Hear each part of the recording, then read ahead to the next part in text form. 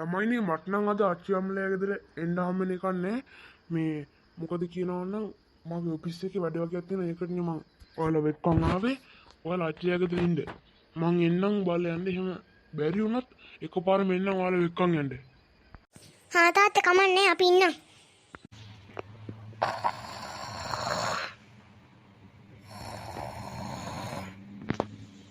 ආන්ගර නිදි කොම්බේ නම් බුදි හොඳටම ඌ ගැන කතා කරලා වැඩක් නෑ බං ළමයි බහින්න ලෑස්ති වෙන්න ඉස්සරහින් තමයි අපිට බහින්න තියෙන්නේ. හා හරි තාත්තේ. මේ කුවන්වර අරුවත් හැරවපම් බං. මාටියෝ. නැකිට බයියකෝ බහින්න. උදකන් විතර මේ නිදුකුන් දෙකන් ඇහෙන්නේ නේ බං. මාටියෝ. බුදු අම්මෝ. මොකද මේ හරකෝ කරන්නේ සීට් එකකුත් නැකනේ බහැපිය. මොකද මොඩ ඔක්කො බය කරන්නේ. හරි. ලෑස්තියෙන් බහින්න ඉස්සරහින් බහින්න තියෙන බං. අම්මට ඉස්සරහින් බහින්න තියෙන්නේ. පාට හතල් එකක් ගත්ත හැකි නේ බං. ළමයි එහෙනම් බහින්න ලෑස්ති වෙන්න.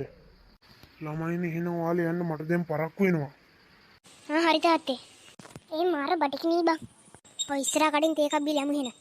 අඩේ පට ප්‍රේස් එක්කනේ බං ගෙදර තියෙන්නේ. ඒකනේ බං මං කිව්වේ